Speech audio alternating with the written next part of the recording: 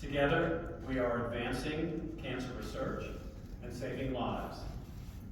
In addition to our William W. Shingleton Award, which is the highest honor that the DCI can give to a volunteer, starting in 2018, we created occasional Shingleton Society Awards, which can be awarded in 3 different categories.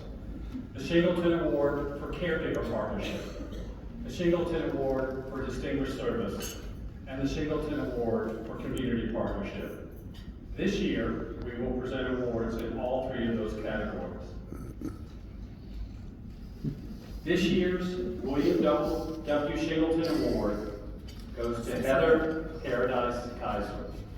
Heather is a graduate of Duke University's Master of Science in Nursing program, and for 27 years, she cared for hematology-oncology patients at Duke University Hospital as a nurse practitioner.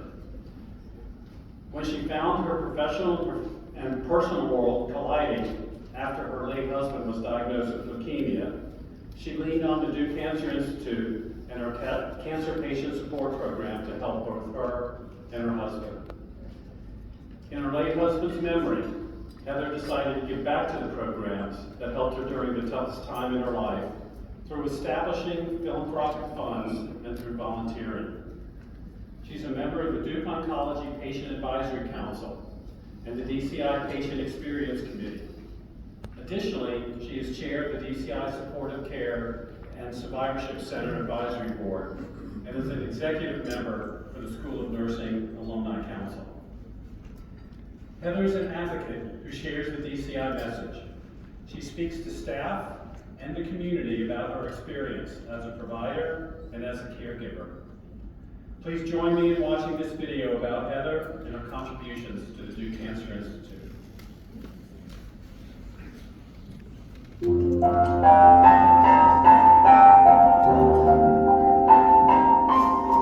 I came down to Durham to work at Duke. I was interested in oncology, and that was part of why I came down here. I spent a lot of time with my career, and it wasn't until I was in my 40s that I met Eric, and we got married and started, really focusing more on my work-life balance at that point and having a life with him. He went for a routine checkup, and his labs were off. I immediately saw and knew what was going on, that he had chronic myelomonocytic leukemia. At that point, we had just started building our house. We knew that there was no timetable with CMMOL. We made the decision to try to let us get the house built before he started any treatment. We got the house completed, and then we moved in May.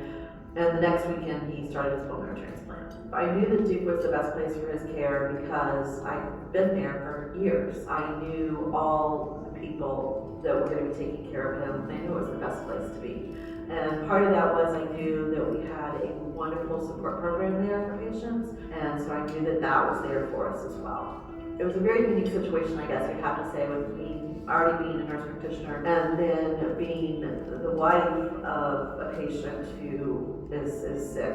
I had to try to find a balance. I had to try to find where I was the wife and, just taking care of him and not trying to worry about what might happen. Unfortunately, by the fall of that year, he started to develop some graft-versus-host disease. I'm really glad that I had the time with him until he passed away in October of 2018. I think after Eric died, I was a little at a loss, like, what am I supposed to do? What is my role? And what I found was volunteering and helping with that, and being on the advisory board for the support program. It really allows me to feel like I'm still contributing and still using all my knowledge that I've gained over the years.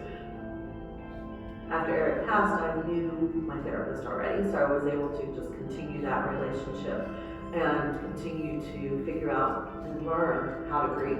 And so over the next several years, I actually transitioned to one of the staff psychologists and continued to see Catherine. And during that time, she would keep planting the seed for me that, if you thought about dating again, and I just kept telling her no, what Eric and I had was a once in a lifetime thing. I can't imagine that happening again. And subsequently I had met someone, and I don't know if I would have been as open to it if I had not continued therapy and figured out how to move forward.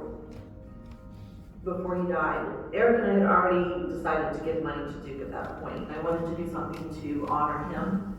It became a pretty easy decision to give more to the cancer support program. That's what makes Duke so unique, as far as cancer care, I think, is because we have that program that so many places do not have. I wanted to make sure that that program continues to grow and provide what patients need. It means a lot to me to receive this award. It just feels like I'm being recognized for what I did and accomplished, and I'm very proud of what I accomplished. I'm very proud of how I was able to help so many people over the years get through a hard journey and maybe find a little bit of comfort in it or a little bit of mental understanding. It means a lot.